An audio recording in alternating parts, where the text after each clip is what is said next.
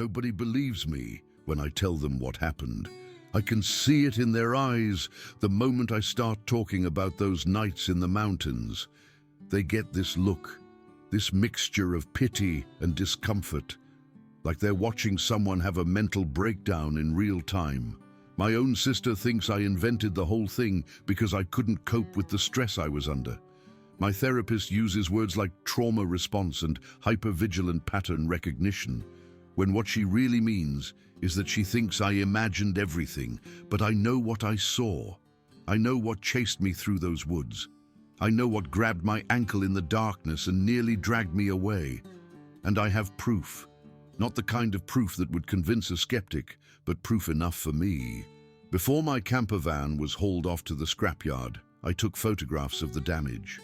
4 deep gouges in the metal siding, parallel scratches that started about 7 feet off the ground and raked downward with tremendous force. The metal was peeled back in curls, torn like it was made of aluminum foil instead of actual automotive steel. Whatever made those marks had claws like nothing that's supposed to exist in the Appalachian Mountains. Whatever made those marks was tall enough to reach 7 feet high without stretching. Whatever made those marks wanted me to know it could tear through anything I used for protection. I keep copies of those photographs everywhere now, on my phone, on my laptop, printed out and stored in a fireproof safe, backed up to 3 different cloud services. Some people might call that paranoid. I call it making sure I never forget what happened and making sure I have something to show people when they dismiss my story. Not that the photos ever change anyone's mind. They look at them and say things like, "bare damage," or "you probably hit something on the road." They don't want to consider the alternative. They don't want to believe that something is living in those mountains, something that doesn't appear in any field guide, something that stalks and terrorizes anyone foolish enough to venture too deep into its territory. But I'm getting ahead of myself. Let me start from the beginning, from before everything went wrong, back when I thought a solo camping trip was exactly what I needed to put my life back together. 6 months before my trip, I hit what my doctor called complete occupational burnout. I was working as a veterinary technician at a busy animal hospital in Columbus, Ohio, and the job that I'd once loved had become a source of constant anxiety and exhaustion. We were chronically understaffed, which meant I was regularly working 12-hour shifts that turned into 14-hour shifts, sometimes 5 or 6 days in a row. I was the one who had to be there for the emergencies, the euthanasias, the aggressive animals, the grieving owners. I loved animals more than anything in the world, which is why I'd chosen this career in the first place. But somewhere along the way, the emotional weight of the job had started crushing me. I stopped sleeping properly. I started having panic attacks in the parking lot before my shifts. I lost 15 pounds because I was too stressed to eat. My relationship suffered because I had nothing left to give anyone after I left work each day. I just wanted to go home, collapse on my couch, and stare at the ceiling until it was time to go back and do it all over again. The breaking point came when I made a medication error. Nobody was hurt, thank God, but it could have been serious, and the near miss shook me to my core. I realized I was so exhausted and overwhelmed that I was becoming a danger to the animals I was supposed to help. I went to my doctor the next day and she didn't mince words. She told me I was heading for a complete collapse if I didn't make some serious changes immediately. She recommended I take an extended leave of absence, get some therapy, and find healthy ways to decompress. The therapy part was already in progress. I'd been seeing someone for about 2 months, trying to work through the accumulated trauma of years of emergency veterinary work. But the decompression part was harder. I'm not good at relaxing. I don't know how to do nothing.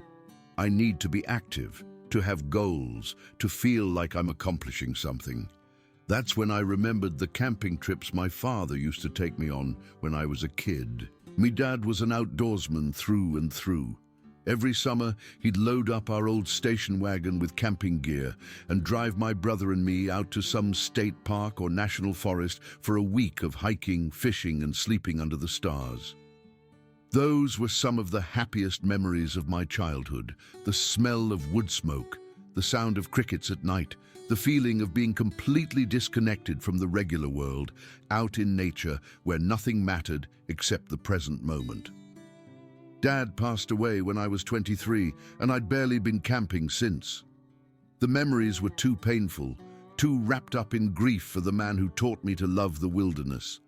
But now, sitting in my doctor's office being told I was burning out, I suddenly wanted that feeling again. I wanted to get away from everything, to go somewhere so remote that my problems couldn't follow me. I wanted to honor my father's memory by reconnecting with the outdoors he loved so much. I started planning the trip that same week. I bought a used camper van from a guy in Dayton who was retiring from road trips. The thing wasn't pretty, but it was mechanically sound and had everything I needed: a small bed, a tiny kitchenette, storage space for supplies, and a generator for power.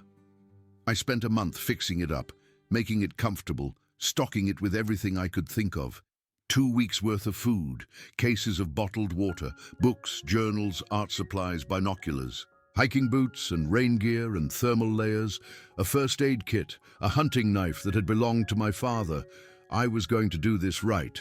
The location took some research. I wanted somewhere remote, somewhere I could truly get away from people and cell signals and all the noise of modern life. I considered the Pacific Northwest, but the drive from Ohio would take too long. I looked at options closer to home and eventually settled on a stretch of wilderness in the mountains of West Virginia. I'd been there once before, years ago, with some friends from college. We'd spent a long weekend hiking and swimming in the mountain streams, and I remembered being struck by how vast and untouched the forest felt. The area I was interested in was part of the Monongahela National Forest, but way off the beaten path, accessible only by old logging roads that barely saw any traffic anymore. The closest ranger station was about 18 miles from where I planned to camp. The closest town was even farther. I would be completely on my own, which was exactly what I wanted. My therapist had some concerns about the isolation, especially given my mental state, but I convinced her that solitude was exactly what I needed. No emergencies to handle, no demanding bosses, no heartbreaking cases. Just me and the mountains and the healing power of nature. I promised to check in with her when I got back, and she made me promise to leave if I started feeling worse instead of better. I left on a Thursday morning in early October. The fall colors were just starting to peak, and I figured the timing couldn't be more perfect. 2 weeks in the mountains during the most beautiful time of year. 2 weeks of peace and quiet and self-reflection. 2 weeks that were supposed to help me rediscover my love for life and my sense of purpose.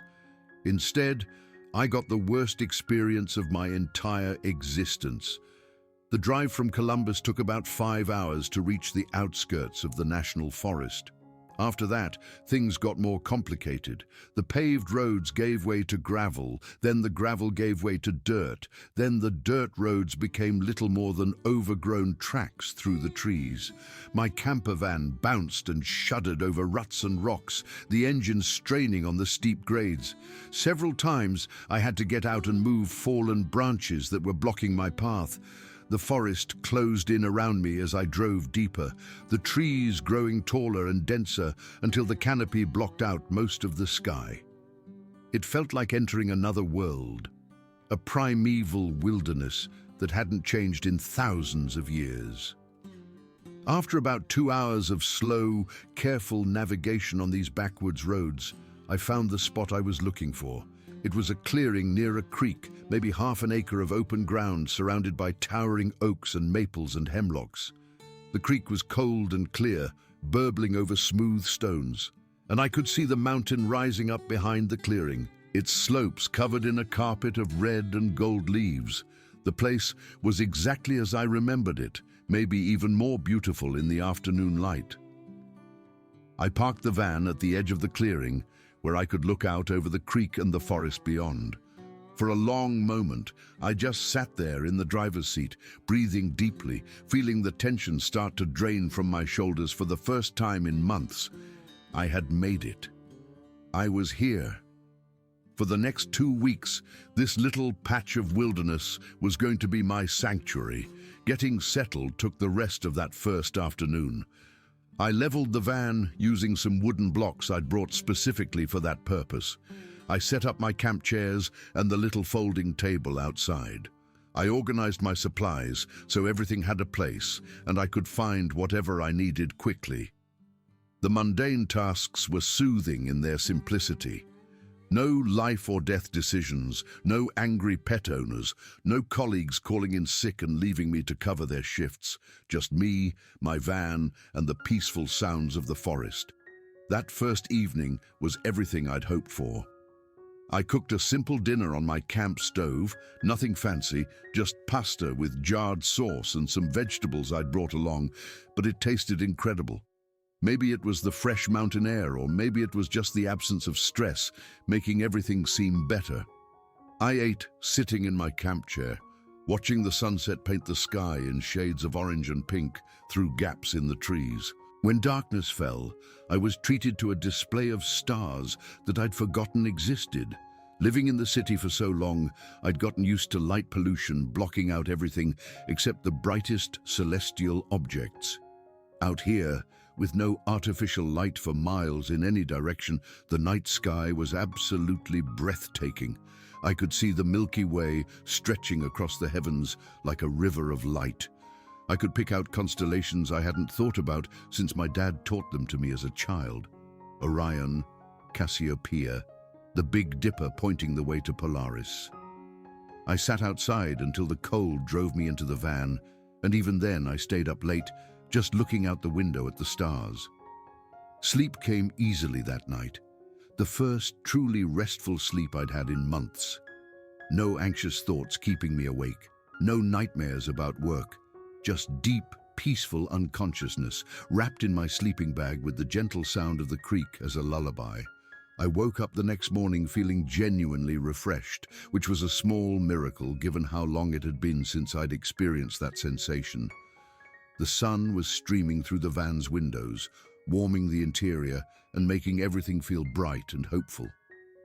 I made coffee on my little propane stove and sat outside drinking it, watching the mist rise off the creek in the early morning light. The forest was alive with sound, birds calling to each other in the trees, squirrels chattering as they gathered nuts for the coming winter, the constant musical backdrop of the flowing water. I decided to spend the day exploring the area around my campsite. I packed a day pack with water, snacks, and my father's knife, and headed out on one of the old trails that branched off from the clearing. The trail was overgrown in places, clearly not maintained anymore, but I could still follow the faded path through the underbrush. I walked for about 4 miles that first morning, winding through dense forest, crossing small streams on stepping stones, climbing gentle slopes that offered occasional glimpses of the surrounding mountains. About halfway through my hike, I stumbled upon something interesting. The remains of an old mining operation. There were rusty pieces of equipment scattered around a collapsed shaft entrance, the remnants of buildings that had rotted down to their foundations, and piles of tailings that had been overgrown with moss and ferns. A wooden sign, barely legible after decades of weathering, identified the site as the Hollow Creek Mine, established 1892, closed 1923. I spent about an hour poking around the old site, taking pictures with my phone and imagining what life must have been like for the miners who worked here over a century ago. The place had an eerie quality to it, all those rusting machines and crumbling structures being slowly reclaimed by the forest. But it was also fascinating, a little piece of forgotten history hidden away in these remote mountains. I made it back to my campsite in the late afternoon, pleasantly tired from the exercise and fresh air. I tried my hand at fishing in the creek, but didn't have any luck. That was okay. I hadn't really expected to catch anything, and the act of casting a line and watching the water was relaxing enough on its own. I cooked another simple dinner, watched another spectacular sunset, and went to bed early, feeling content and peaceful. 2 days into my trip, and I was already starting to feel like myself again. The constant anxiety that had plagued me for months was finally beginning to loosen its grip. I was sleeping well, eating well, and actually enjoying my own company for the first time in ages. I thought about calling my therapist to tell her the trip was working, but of course there was no cell signal out here. I'd have to wait until I got back to civilization to share the good news. That night, I fell asleep listening to an owl hooting somewhere in the darkness, completely unaware that things were about to take a terrifying turn. The third morning is when I first noticed something wrong, though I didn't recognize it as a warning sign at the time. I woke up around 7, made my coffee as usual, and stepped outside to greet the day. That's when I saw the firewood. The previous evening I'd gathered a nice pile of branches and kindling and stacked them neatly next to my fire ring. I was proud of how organized I'd been about it, sorting the wood by size so I could easily build a fire when I wanted one. But now, that carefully arranged pile was scattered everywhere. Pieces of wood were thrown in all directions, some of them 15 or 20 feet from where I'd left them. One substantial branch had been driven into the ground at an angle, like someone had thrown it with tremendous force. My first thought was that some animal had gotten into the camp during the night. Raccoons were common in these forests, and they were notorious for making messes while searching for food. Or maybe a black bear had wandered through, knocking things around as bears tend to do. I checked the van to make sure nothing had been damaged or broken into, but everything was fine. Whatever animal had scattered my firewood hadn't tried to get at my food supplies. I spent a few minutes picking up the wood and restacking it, mildly annoyed but not really concerned. Wildlife activity was part of camping in a remote area. I'd been expecting some encounters with the local fauna. This was just the forest, reminding me that I was a guest in someone else's home. I went about my day as planned, doing some light hiking in the morning and spending the afternoon reading in my camp chair. The weather was perfect, warm and sunny, with just enough breeze to keep the bugs away. But sometime in the mid-afternoon, I started to feel strange. It wasn't anything I could point to specifically, just a vague sense of unease, like something was watching me. You know that feeling when you're alone in a room, but you suddenly get the sense that someone is standing behind you? It was like that, but amplified by the isolation of my surroundings. I kept looking up from my book, scanning the tree line, expecting to see someone or something lurking in the shadows. But there was never anything there, just trees and undergrowth and the occasional bird flitting between branches. I told myself I was being ridiculous. Of course I felt watched out here. I was alone in the wilderness, miles from another human being. My brain was probably just adjusting to the unfamiliar environment, firing off warning signals that didn't mean anything. I forced myself to relax and went back to my book. That evening, as I was preparing dinner on my camp stove, I heard a sound that made me freeze in place. It came from somewhere in the forest, maybe a quarter-mile away, and it was unlike anything I'd ever heard before. The best way I can describe it is as a howl mixed with a deep grunt, but that doesn't really capture how strange and unsettling it was. The volume alone was remarkable. Louder than any animal sound should have been, reverberating through the trees with an almost physical force. It sounded like something with enormous lungs, something with a chest cavity the size of a barrel, producing a noise that seemed to shake the very air.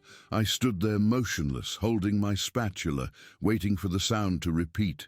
It didn't. After several minutes of straining silence, I heard nothing but the usual forest noises, the creek, the wind, the distant calls of birds settling in for the night. I told myself it must have been an elk. Elk could make some pretty impressive sounds during mating season, and there were certainly elk in these mountains, or maybe it was just the wind playing tricks in a hollow tree or rocky formation, creating an acoustic effect that sounded more alarming than it was. I finished cooking my dinner but lost my appetite somewhere along the way. I ate inside the van instead of at my camp table, and I made sure to lock the door before going to bed. Sleep didn't come as easily that night. Every noise from outside seemed amplified, loaded with menace. I lay awake for hours, staring at the ceiling of the van, telling myself I was being paranoid. By the time I finally drifted off, I'd almost convinced myself that everything was fine. The fourth morning changed everything. I knew something was seriously wrong the moment I opened my eyes and looked out the van's window. There were footprints in the soft dirt outside, large footprints, visible even from inside the vehicle.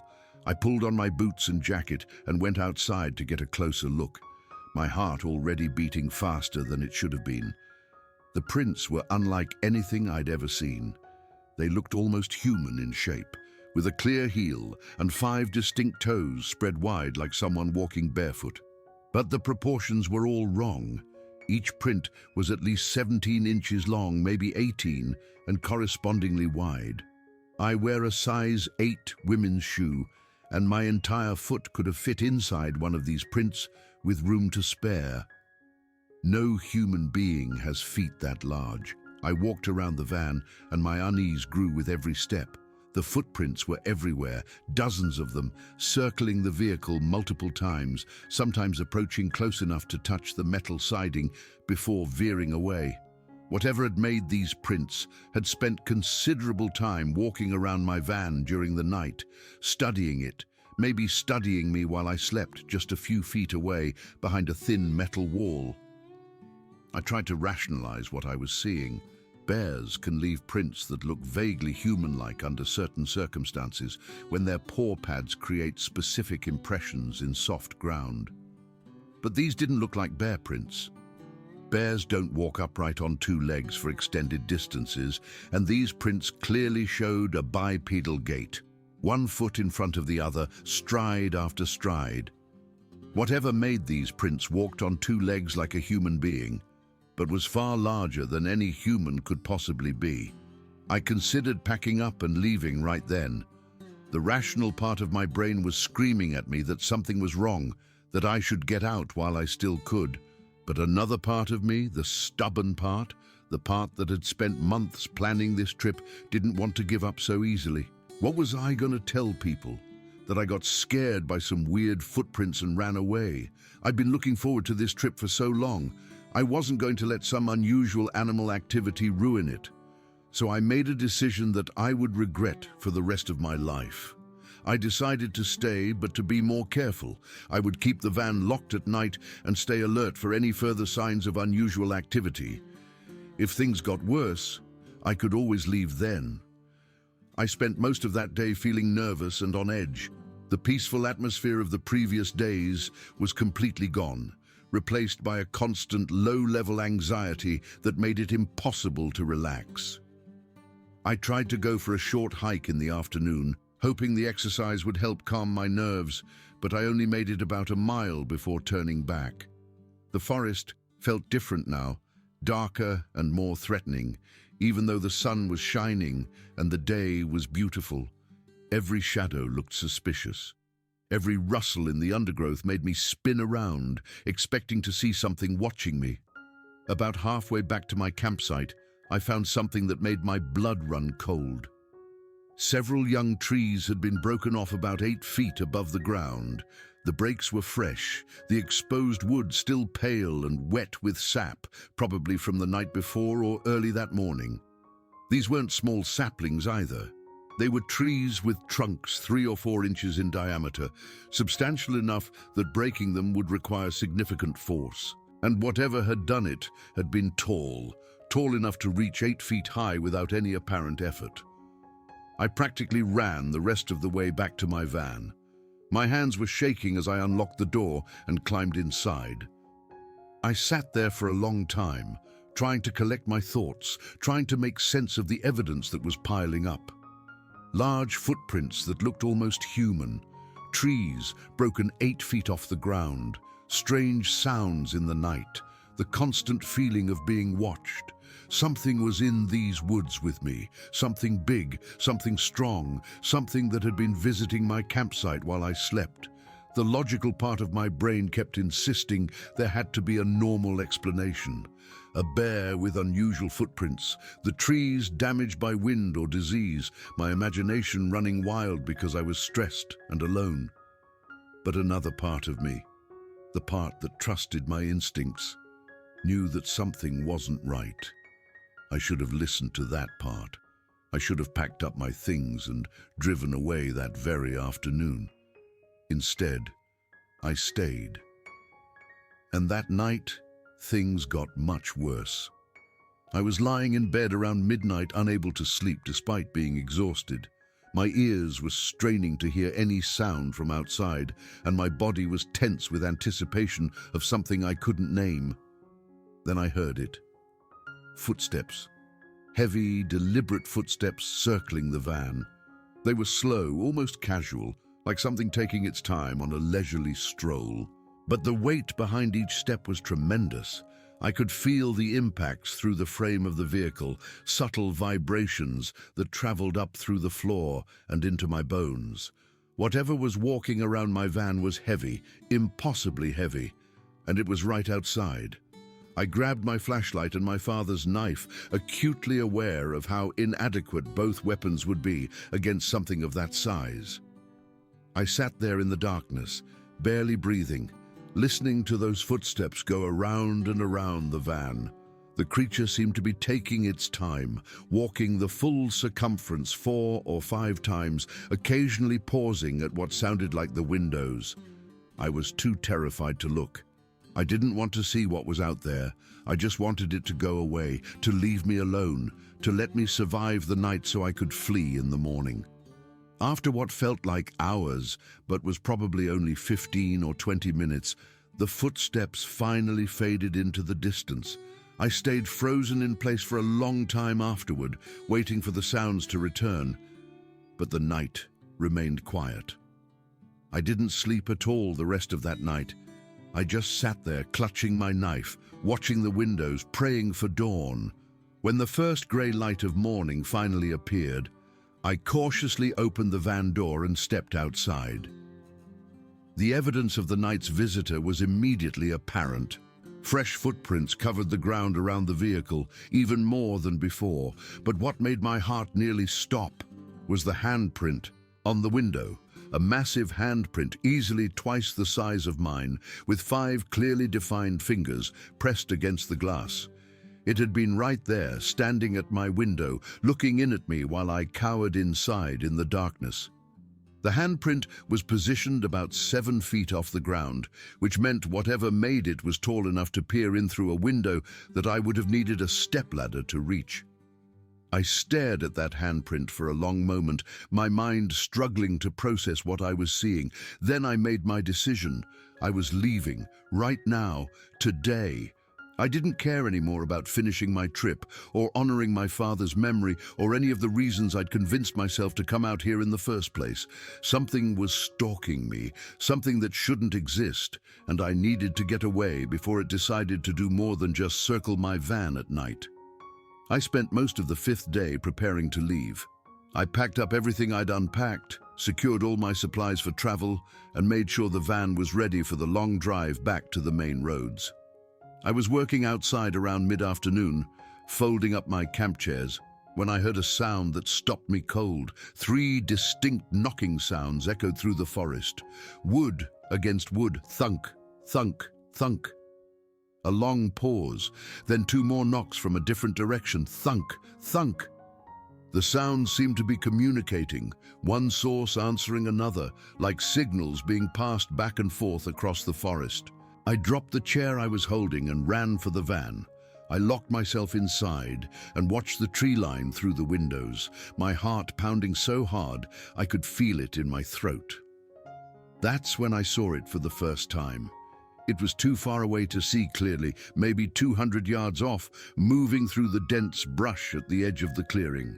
but I could tell immediately that it was walking upright on two legs, and it was tall.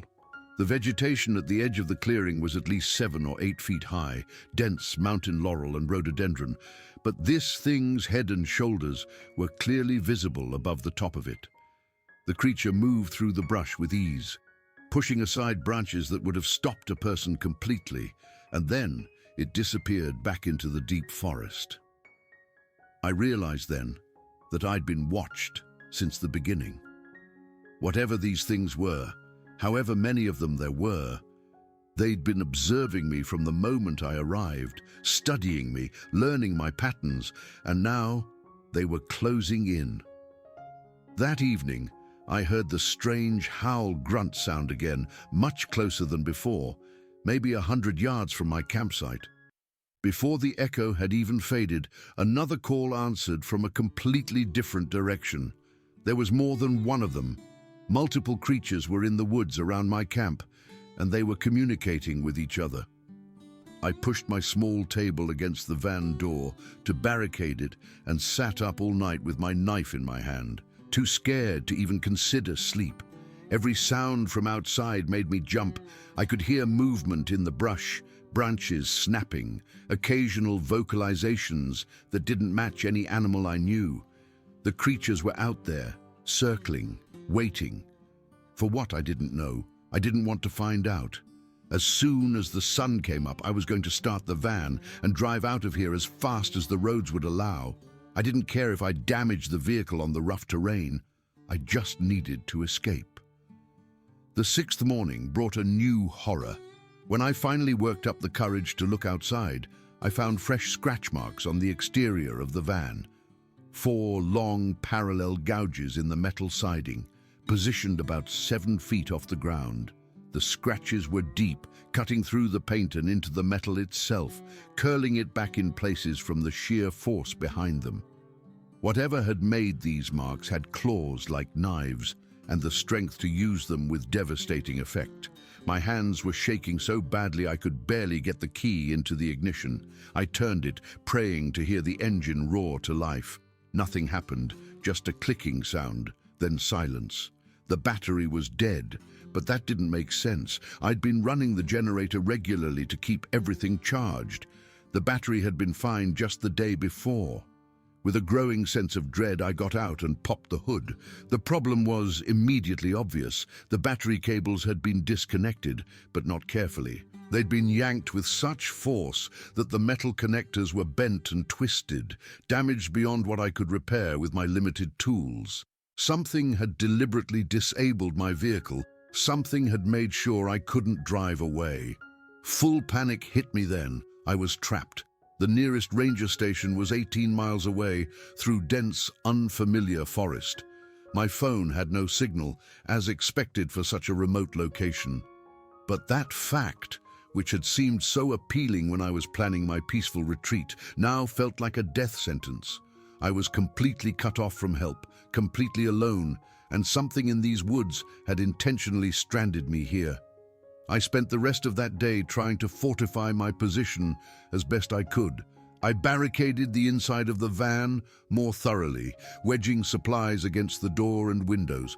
I prepared an emergency backpack with essentials in case I had to flee on foot. Water bottles, energy bars, my knife, my lighter, the first aid kit, a flashlight. I checked and rechecked everything, trying to stay busy so the fear wouldn't paralyze me completely. In the late afternoon, the rocks started. Large stones began landing near the van, thrown from somewhere in the forest. I'd hear a whistling sound as they arced through the air, then a heavy thud as they impacted the ground. Some of them were the size of softballs, big enough to do serious damage. One hit the roof of the van with a tremendous crash that made me scream. Another cracked the windshield, leaving a spiderweb of broken glass in its wake. Whatever was out there was toying with me, terrorizing me, demonstrating that it could reach me even inside my metal shelter. I was being hunted, and I had nowhere to run. As darkness fell, the sounds intensified, heavy breathing outside the windows, so close I could see condensation forming on the glass from whatever was exhaling against it. The scratch of something hard against the metal exterior, methodical and deliberate, and then the sound that nearly stopped my heart, the door handle rattling as something tested it, trying to figure out how to get inside. I pressed myself into the back corner of the van, knife raised, knowing how completely useless it would be against anything that could bend metal and throw rocks the size of softballs.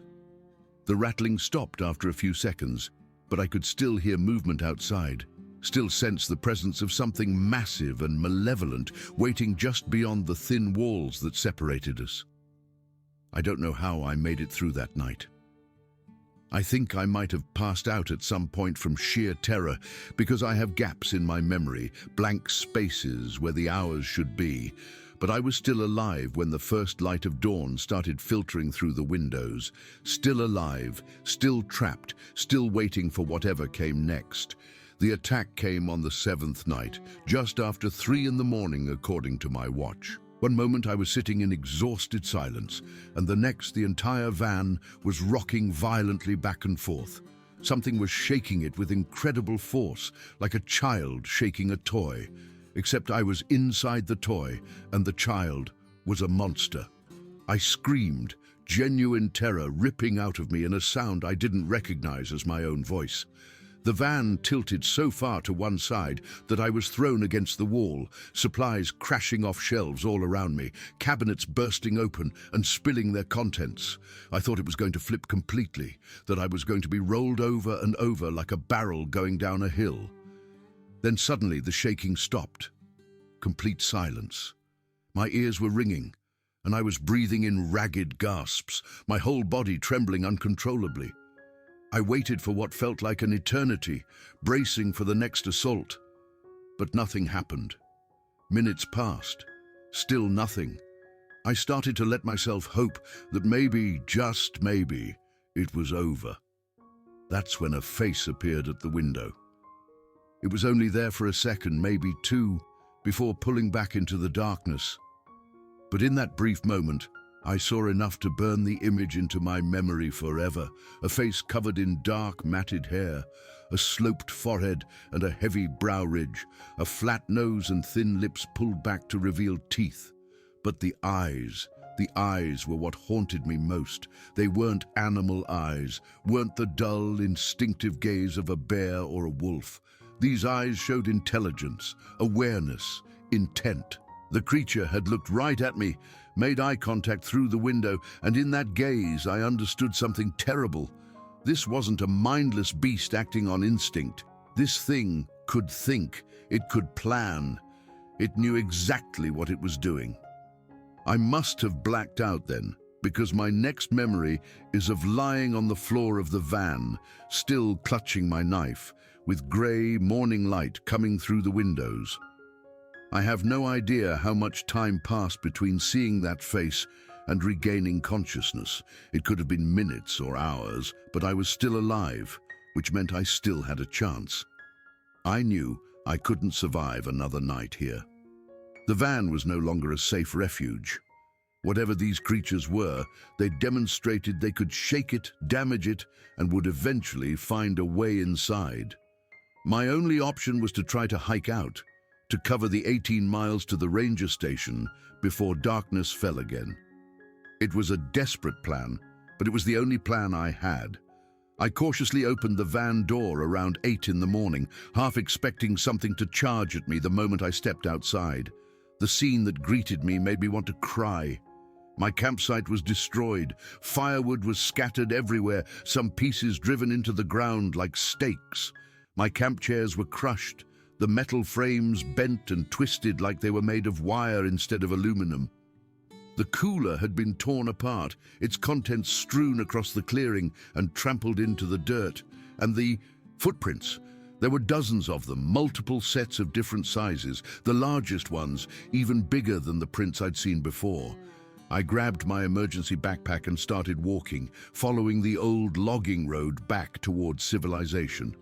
I moved as fast as I could manage, nearly jogging despite the weight of the pack and the uneven terrain.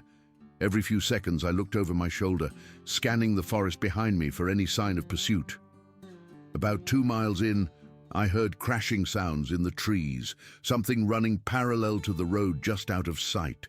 Something was pacing me, matching my speed, staying hidden in the dense undergrowth.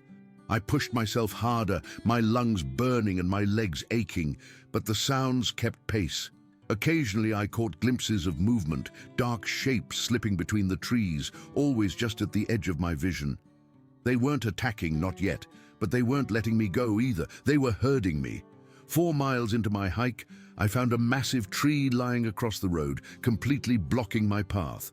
It was an old oak, at least 3 feet in diameter at the base, and it had fallen directly across the logging track. But something about it looked wrong. The root system was mostly intact, not torn from the ground the way a naturally fallen tree would be. And when I examined the base more closely, I could see that the wood was freshly splintered, broken rather than rotted.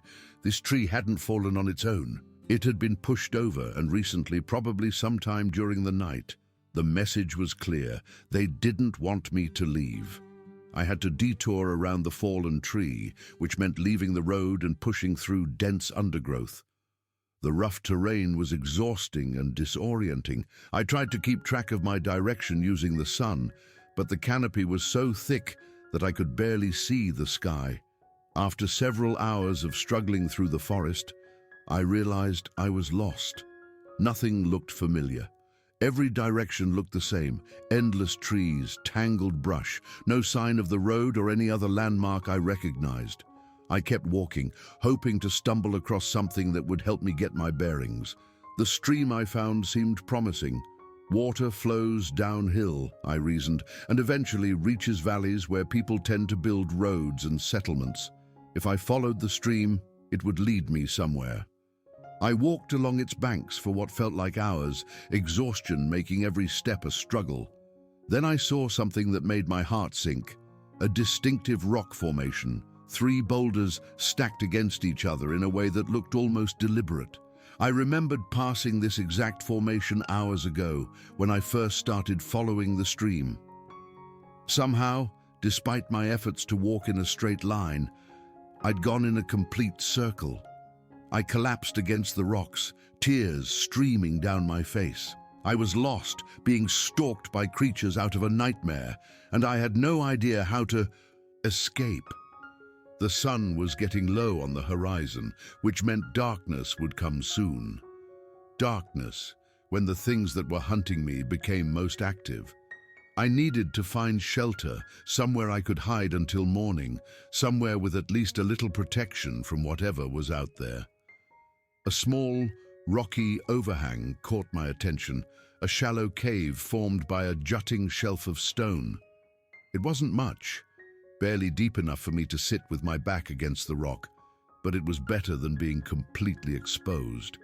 I crawled inside with my backpack, wedging myself into the narrow space, and waited for night to fall. The sounds started about an hour after sunset. Footsteps moving through the forest around my hiding spot. Heavy, deliberate steps, punctuated by snuffling sounds like something sniffing the air, trying to pick up my scent. I pressed myself back against the cold stone and held my breath. Through the narrow opening of my shelter, I could see movement in the darkness, massive shapes passing by, silhouetted against the faint light of the stars. At one point, something enormous walked right past the entrance to my hiding spot. I caught a glimpse of it in profile, and even in the darkness I could tell it was at least 8 feet tall, with shoulders impossibly broad and arms that hung past its knees. The creature paused, head turning slowly, and I was certain it was going to look directly at me, certain it would see me crouched there in my pathetic little shelter. But after a moment that lasted forever, it moved on, disappearing into the night. I didn't sleep. I just sat there in the darkness, listening to the sounds of them moving around outside, praying they wouldn't find me. When the first grey light of dawn appeared, I nearly sobbed with relief. I had survived another night. Now I just had to survive the day. I emerged from my hiding spot as soon as it was light enough to see. I was dehydrated, exhausted, and completely disoriented. I had some water left in my bottles, but I'd need to find more soon, and despite my best efforts, I still had no idea which direction would lead me to safety. After some thought, I made a decision that felt counterintuitive, but necessary. I would try to find my way back to the van. The van still had my water supply, and the generator might still be functional, even if the engine wasn't. More importantly, the van represented my only known point on the map. From there, I might be able to find the logging road again and follow it out, assuming the creatures would let me past the fallen tree the second time. It took most of the day, but I eventually recognized enough landmarks to find my way back to the clearing. When I broke through the tree line and saw my campsite, my heart sank even further. The van had been attacked again while I was gone. The side mirror was torn completely off. There were new scratches covering the exterior, as if something had tried to peel the van open like a can. Worst of all, the door was slightly open, hanging at an angle from damaged hinges. Something had gotten inside. I approached cautiously, half expecting a creature to burst out at me at any moment. When I reached the door and pushed it wider, the destruction inside made me want to scream. Everything was destroyed. The cushions were ripped open, their stuffing scattered everywhere like snow. Cabinets had been torn from the walls, their doors hanging from broken hinges. Food containers were crushed and scattered, their contents smeared across every surface. Whatever had done this had been searching for something, maybe food, maybe me, and it had done so with casual, devastating strength. The only good news was that the water tank was intact. I drank deeply, refilling my bottles, desperate to rehydrate after a day of hiking through the wilderness. I also ate what I could salvage from the destroyed supplies, forcing down stale crackers and a bruised apple, even though my stomach was churning with fear. I needed the energy. I spent a few hours trying to repair the battery connections, hoping against hope that I could get the van running. But the damage was too severe, and I lacked the tools and knowledge to fix it. The van was going to stay right where it was, and so was I, unless I could find another way out. As the sun set on my 9th day in this nightmare, I barricaded myself inside the damaged van as best I could. The door wouldn't close properly anymore. So I tied it shut with rope and wedged what remained of my supplies against it. I knew it wouldn't hold if one of those creatures really wanted to get in, but it was all I had. I settled into the corner farthest from the door and waited for darkness. Waited for whatever came next. The final attack came just after midnight on the 10th night. It started with that howling sound, coming from all around the van at once, multiple creatures surrounding me. The sound was overwhelming, vibrating in my chest, filling my head until I couldn't think. Then the impacts began, rocks and branches slamming into the van from every direction, denting the metal, shattering what remained of the windows. Glass exploded inward, spraying across the interior, and I threw my arms up to protect my face. Bang, bang, bang! The assault was relentless, and I knew they were working up to something worse. The pounding on the door started next. Heavy blows that made the entire frame shudder, that sent the furniture I'd barricaded with scraping across the floor. The rope I'd used to tie the door shut began to fray and stretch, pulling tighter with each impact. I was screaming now, wordless sounds of pure terror because I knew what was coming. They were going to get in, and there was nothing I could do to stop them. The door burst open with a crash that deafened me. The rope snapped like thread, and the table I'd wedged against it went flying across the interior like it weighed nothing. For a moment, there was just an opening into darkness. Then a massive arm reached through. It was covered in dark, matted fur, impossibly long and thickly muscled. The hand at the end of that arm had fingers like sausages, with thick black nails that were almost claws. The arm swept through the interior of the van, grabbing the table and throwing it aside like a toy. Then the creature began pulling itself through the doorway, squeezing its enormous body into the narrow opening. I got my first clear look at one of them in that moment. The face was something out of a nightmare. Not quite ape, but almost human. The eyes were bright, almost Not quite human, but an unsettling combination of both. Covered entirely in dark hair, with a heavy brow ridge casting deep shadows over eyes that gleamed with terrifying intelligence. The mouth opened, revealing large yellowed teeth, and it let out a roar that I felt more than heard, a sound so deep and loud that it seemed to shake my very bones.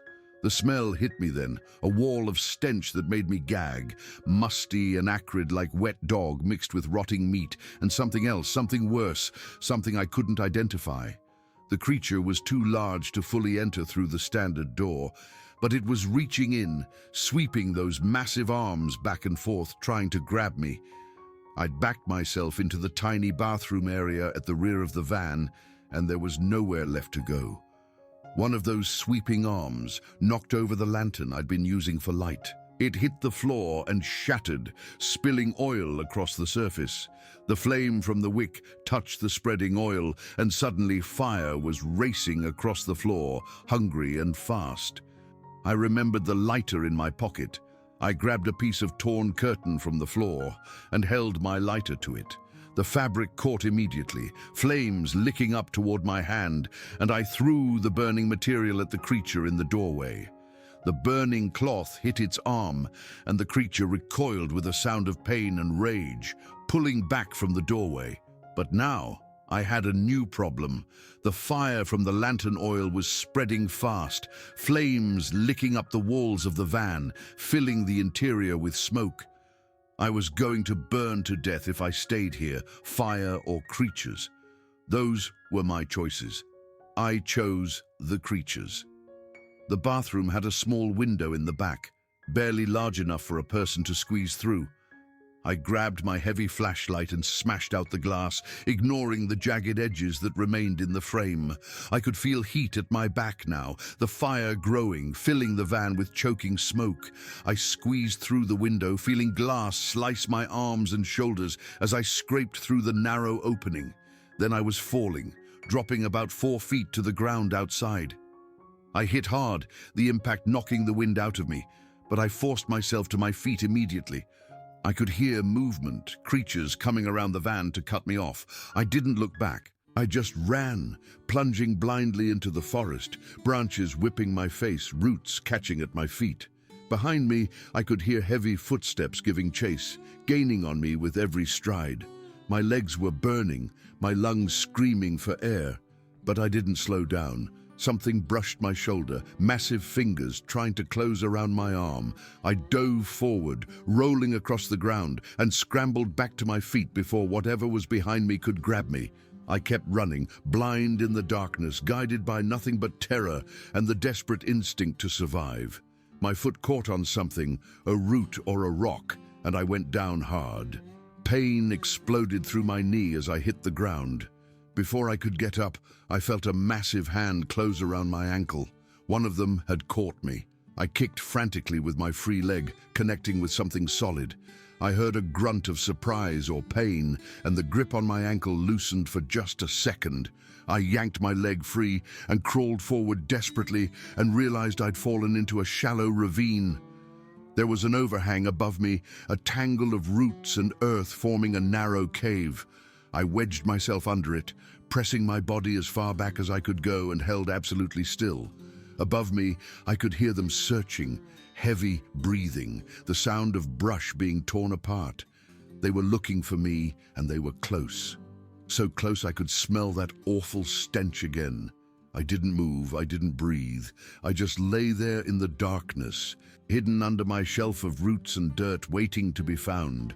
Minutes passed, or maybe hours. I lost all sense of time. But eventually, slowly, the sounds moved away. They were still searching, but they were searching in the wrong direction. They hadn't found my hiding spot. I stayed in that hole until dawn. When the first light finally came, I could see that I was covered in blood from the cuts the window glass had inflicted. My arms, my shoulders, my legs, all sliced and bleeding. The wounds were caked with dirt and debris from crawling through the forest. I was going to have scars, assuming I survived long enough for scars to form. In the growing light, I could see smoke rising in the distance. The van had burned. How much was left, I didn't know, but my shelter and all my supplies were gone. I checked my pockets and found I still had my lighter and my knife. That was it. No water, no food, no first aid supplies. But I was alive. I started walking as soon as there was enough light to see. I tried to use the sun to determine direction, remembering that the main roads were generally to the east of my campsite. Every sound made me jump. Every shadow looked like a creature waiting to attack. But I kept moving because stopping meant dying. Around midday, I heard the most beautiful sound I'd ever heard in my life. An engine, a vehicle engine, somewhere up ahead. I ran toward the sound, screaming for help, waving my arms like a madwoman. I burst through the tree line onto a logging road I didn't recognize and saw a green truck with official markings approaching, a forest ranger's vehicle. The truck stopped when the driver saw me, and a middle-aged woman in a ranger uniform jumped out. She must have thought I was insane. I was covered in blood, babbling about creatures in the woods, my camper van destroyed. She gave me water and wrapped a blanket around my shoulders while she called for help on her radio. I couldn't stop talking, the words pouring out of me in a jumbled rush, everything that had happened, everything I'd seen. The footprints, the sounds, the faces at the windows, the final attack. I could tell she didn't believe the part about the creatures. She thought I'd gotten lost, maybe had some kind of psychological break from the stress and isolation, hurt myself in a panic. She said they'd investigate, but that I needed medical attention first. I didn't argue. I just wanted to be somewhere safe, somewhere far from these mountains and whatever lived in them. They took me to a hospital where I spent 3 days recovering. Severe dehydration, multiple lacerations requiring stitches, deep bruising, and what the doctors called acute stress reaction.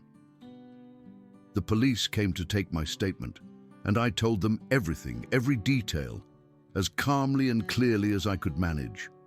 They nodded and wrote things down and asked follow-up questions, but I could see in their eyes that they thought I'd lost my mind. When one officer suggested that maybe I'd encountered a bear and my frightened mind had filled in the rest, I nearly screamed at her.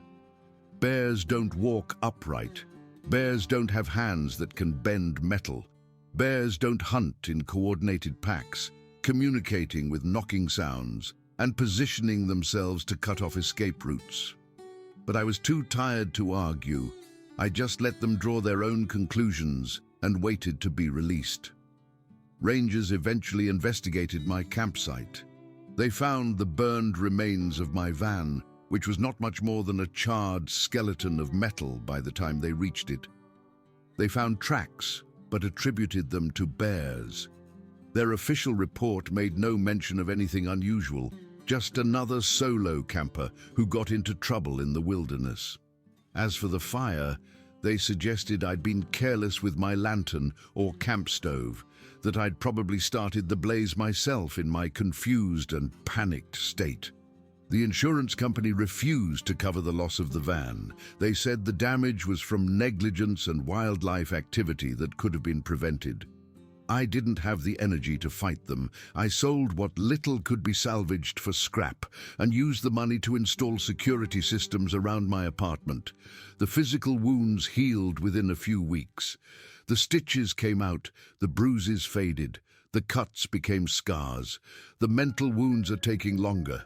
I still have nightmares almost every night, dreams where I'm back in those woods, hearing footsteps circling in the darkness, seeing that face pressed against the window. Sometimes I wake up convinced I can smell that musty, acrid odor, and I have to turn on every light in my apartment to convince myself nothing is there. I can't be around forests anymore without having a panic attack. Even driving past woods on the highway makes my heart race and my hands shake. I've tried therapy, but how do you explain to a therapist that Sasquatch destroyed your life? They want to talk about stress responses and processing trauma and reframing my experience. They don't want to hear that the creatures were real. My therapist thinks I created an elaborate delusion to cope with the breakdown I was already having before the trip. She thinks my burned-out brain invented monsters to externalize the anxiety that was consuming me. She's wrong, but I've stopped trying to convince her. I've stopped trying to convince anyone. That's my story. That's what happened to me in those West Virginia mountains. You can believe it or not. You can think I'm lying or crazy or traumatized into creating false memories. I don't care anymore. I know what I experienced. I know those creatures were real. I know I barely escaped with my life, and I know I'll carry those memories, those scars, for the rest of my days. The claw marks I mentioned at the beginning, I had them professionally photographed before the van was completely scrapped. The photographer asked me what could have made marks like that. I told her I didn't know, and she didn't push, but I saved those photos. They're stored in multiple locations, backed up to every cloud service I could find, printed and kept in a fireproof safe. They're my proof, my evidence that something happened out there, something real. Look at them yourself if you ever get the chance. 4 parallel grooves 7 feet up on the side of a camper van, carved deep into automotive steel. Tell me what animal makes marks like that. Tell me how a bear reaches 7 feet high to scratch a vehicle. Tell me how I imagined wounds that required 40 stitches and psychological trauma that still wakes me up screaming. You can't, because there's no explanation that fits except the truth. The creatures are real. They exist. They're out there in those forests. And if you go deep enough into the wilderness, if you camp alone far enough from civilization, you might meet them too. And I promise you, if that happens, you'll wish you'd stayed home.